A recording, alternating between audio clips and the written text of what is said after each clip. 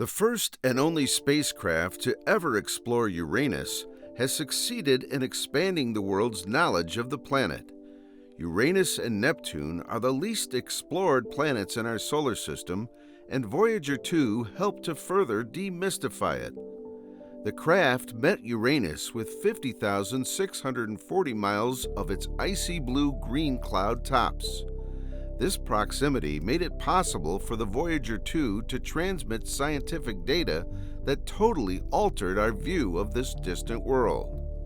NASA's Voyager 2 spacecraft flew closely past distant Uranus, the seventh planet from the Sun, in January 1986. Voyager 2 radioed thousands of images and voluminous amounts of other scientific data on the planet. This cosmic meetup has been an eye-opener for the world. The data from Voyager 2 revealed that a Uranian day is just 17 hours and 14 minutes long. It showed that Uranus's atmosphere is similar to that of other gas giants, composed mainly of hydrogen and helium. Below that lay water, ammonia, and methane ices.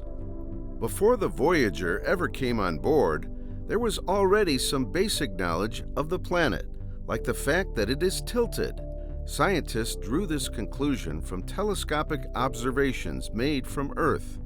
The rotation axis of Uranus was tilted at 98 degrees.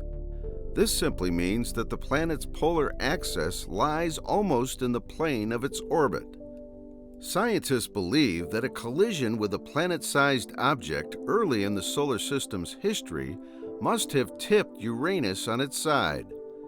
The implication of this is that Uranus now has unique seasonal patterns in the solar system. The planet literally rolls around the solar system. During its 84-year orbit, each pole spends 42 years facing the Sun and then 42 years in perpetual winter. Uranus weather is driven by these extreme seasons. The biggest surprise from the encounter of Voyager 2 was the discovery that the magnetic poles of Uranus were tilted at 60 degrees to the rotational poles. On Earth, this would be like having the magnetic North Pole in Houston, Texas, instead of in the Canadian Arctic.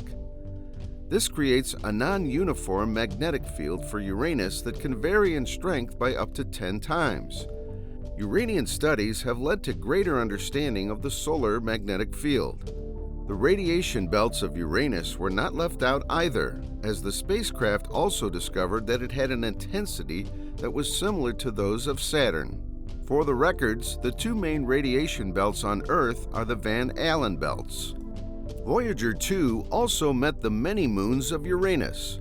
Initially, scientists discovered 10 new moons and the data Voyager 2 sent back, for a total of 15 moons known at the time. In 1999, additional analysis of Voyager 2 data revealed an 11th moon. Today we know of 27 moons orbiting Uranus. Among the newly discovered moons was Puck, just 100 miles or 160 kilometers in diameter, with a gray, heavily cratered surface. Voyager 2 also captured the Uranian moons we already knew, revealing their amazing geology. The last Uranian moon discovered before Voyager 2's arrival was Miranda.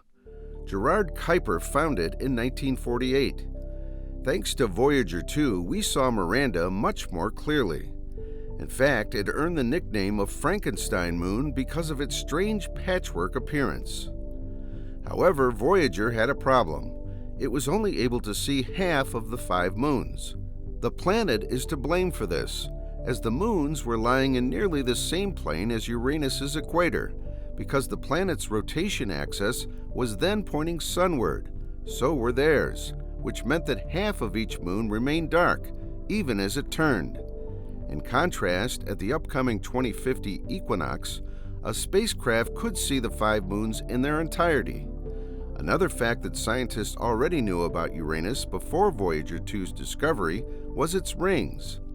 Voyager 2 took it a step further by surveying the rings to reveal 2 new ones. This brought the total number of rings to 11. Today, there are 13 known rings. After encountering Uranus, Voyager 2 went for one final rendezvous with Neptune in August 1989, before heading out of the solar system into interstellar space in December 2018. Now, 44 years after it launched from Cape Canaveral in 1977, the spacecraft is almost 12 billion miles, or 19.3 billion kilometers from home.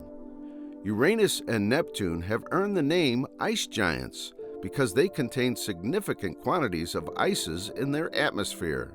Unlike other planets like Jupiter and Saturn that are composed of mainly hydrogen and helium, Uranus and Neptune are very different from their other gas giant cousins. Their thick clouds of atmospheric gases contain water, methane, and ammonia, plus trace amounts of hydrocarbons.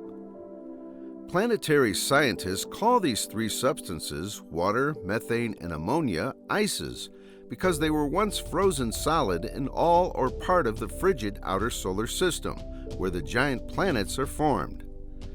The only way to see the solar system work in different places is to go there, or, for a planet this far away, send an unmanned probe.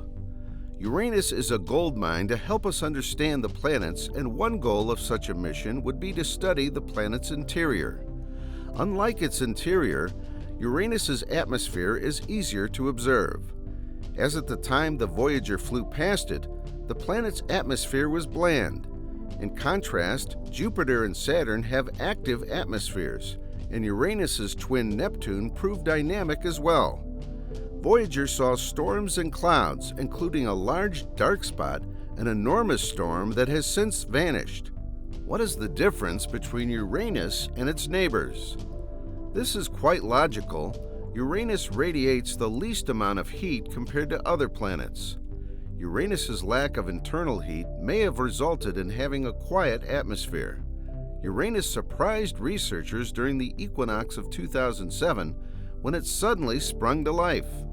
An increase in the cloud activity was evident, and it actually became more like Neptune. In June 2031, NASA will be launching what the Decadal Survey simply calls the Uranus Orbiter and Probe. This mission has a price tag of $4.2 billion. The spacecraft will go past Jupiter and will eventually get to Uranus in 2044, 6 years before the next equinox in 2050, when the planet should grow stormier. The Uranian orbiter will measure the planet's gravity field, which will give clues to how concentrated or spread out the components of its interior are. That in turn may provide insight into why Uranus lies on its side. The orbiter will also observe closely the aurorae. Aurorae arise when a planet's magnetic field funnels charged particles such as electrons and protons into the upper atmosphere, where they set atoms and molecules aglow. Since Uranus's magnetic north and south poles tilt 60 degrees to the planet's axis of rotation, aurorae can appear far from the planet's north and south poles. Voyager later found out that Neptune's magnetic field is similarly askew. Do you think NASA will be able to get more intriguing information about Uranus? Share your thoughts in the comment section below. Thanks for watching, and don't forget to like, share, and subscribe to this channel.